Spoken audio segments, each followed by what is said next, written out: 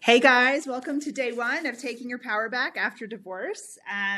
You're likely here because you've been divorced, and this is a mini course to help women who have been divorced in midlife. I'm in my later 40s, and my name is Lady, and I am a transformational coach. I work with women's group like this one, I work with another women's group, and I've been in my past a CEO of two mid-sized retail companies. I'm currently writing a book about habits that make you happier, the 11 Habits for Happiness. I have a podcast called Habits for Happiness. You can check me out. And I'm the proud mom of two children who are 10 and 13 currently, and there's a picture of them right there. And my real life passion is helping women in midlife heal from divorce and create a kick-ass life.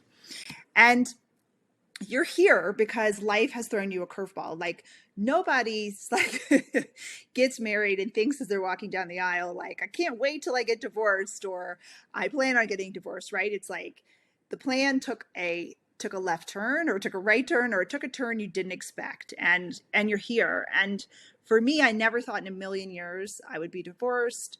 And even though I wanted to be divorced, the process after divorce was much harder, clunkier, and painful than I could have ever imagined. And I kept asking everyone, like, is there a manual? Like, where do I go? You know, I'm a coach. Like, I read, I can think this to death. And there wasn't. And that's why I created this course, because there is no what to expect when you're expecting after divorce. And there should be. And so here we are, helping each other navigate this sort of like unknown territory that many of us find ourselves in. And there has to be a safe space, I believe, for us to exist in, because men move on, right? So like men, you know, like take my ex, he moved on quite quickly. And I had a therapist once who told me men replace, women grieve. And I was like, okay, but like, how long do we have to grieve before we get to move on too, right? So this is what this course is about, is teaching you how to move on, let go of the past. And look, divorce sucks. Like, I am not going to sugarcoat it for you. I mean, I felt freedom for like maybe the first 6 months and maybe the first year. And then I went into like, I couldn't get out of bed. I mean, it took me a year.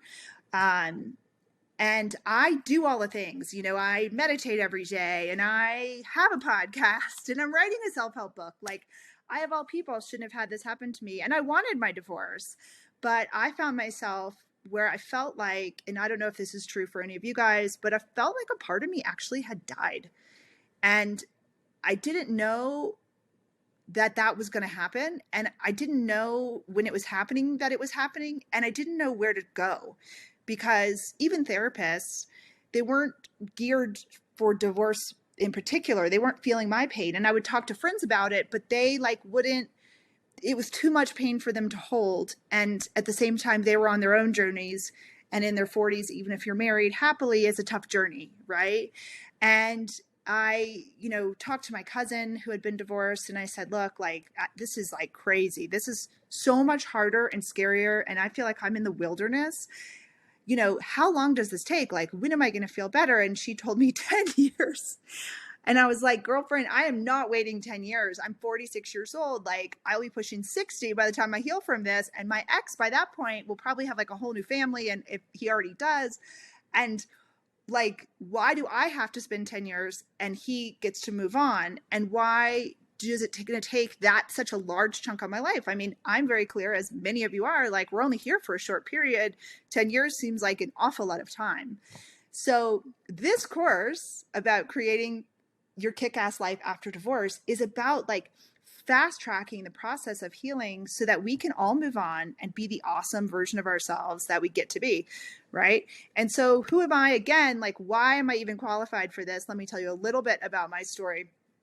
When I was 9, my mom died by suicide, and she actually had gotten a phone call the night before she died, a couple nights before she died, from my dad's then lover. They were separated, which caused her to have this sort of like psychotic break, if you will, and jump off a bridge, actually. And she was 43. And I spent a lot of my life in pain. And I thought to myself, like, I'm so different than everyone else. I'm carrying around this pain body. And I used working, and I used an overperforming and perfectionism and drinking as a way to numb all the things that were going on with me. And it wasn't until much later in my life where I really understood, like, I was just running through my life as a way to not ever be like my mother. I was starting companies, I was getting an MBA, I was perfect looking on the outside, but I was really suffering. And I had spent so much of my life trying not to be like my mother. Well, fast forward to age 43, right? This magic age that I was. And my husband and I got divorced and found out that he had also been with a friend. And it was like, I had spent my whole life trying to get away from the story, and here it was again. And the difference was, and the difference for you all too, is that we're all choosing life, right? We're all choosing to live past this really painful juncture in our lives.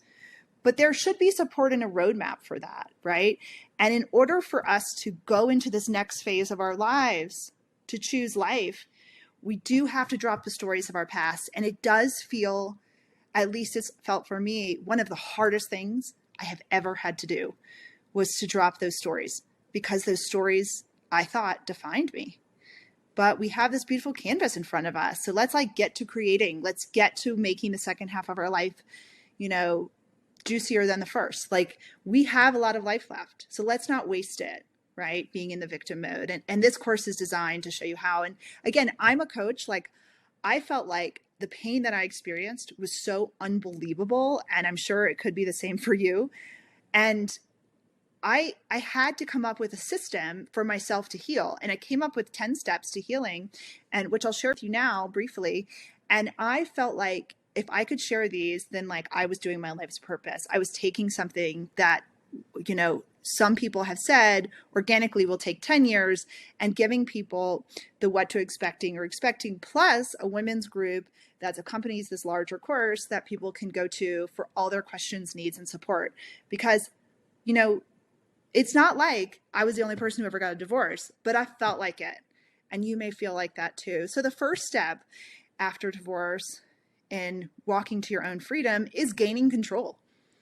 And really that step's as simple as asking for help. It's signing up for a course like this.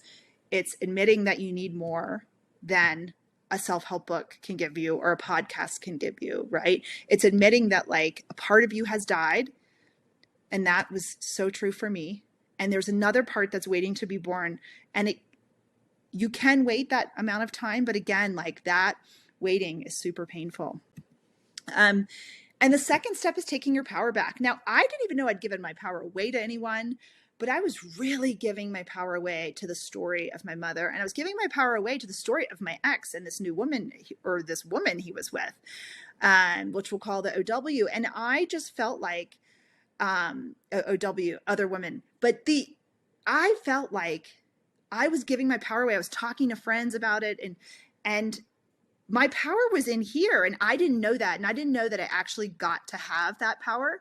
So the second step here is taking your power back. We'll assess what stories are good for you, what stories are not good for you, who is good for you to be hanging out with and talking to, who's safe and who's not. Because that's a big thing after divorce. We want to go, at least if you're me, I'm from the South. I thought I should go tell everyone my story.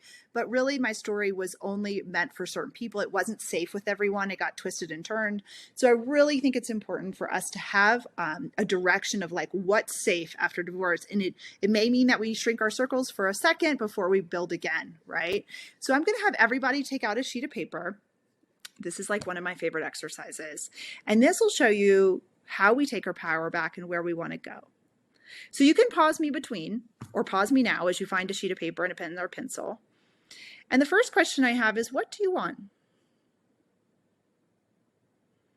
In 90 days, if I could give you 90 days from now, if I was your fairy godmother and I had my magic wand, what would you ask me for?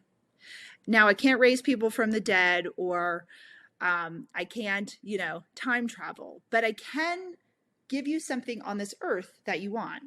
What is that?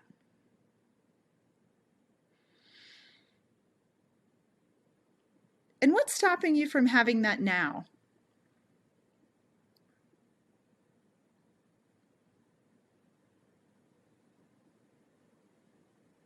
And what might you have to let go of to get what it is you really want?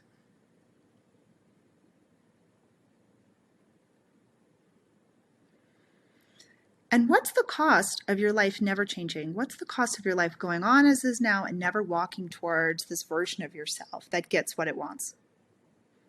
What's the cost?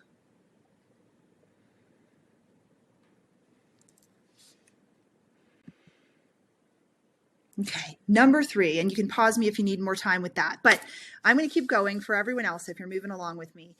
Number 3 of this 10-step process to finding freedom after divorce is being the captain of your own ship, right? And that comes from losing the victim story and walking into the creator story. Now, this is what I show you guys how to do in the larger course, but it really is where the game changes. Because once we realize that life is happening for us and not to us, we might find out that our relationship was supposed to only last that period of time. And what's next for us is amazing.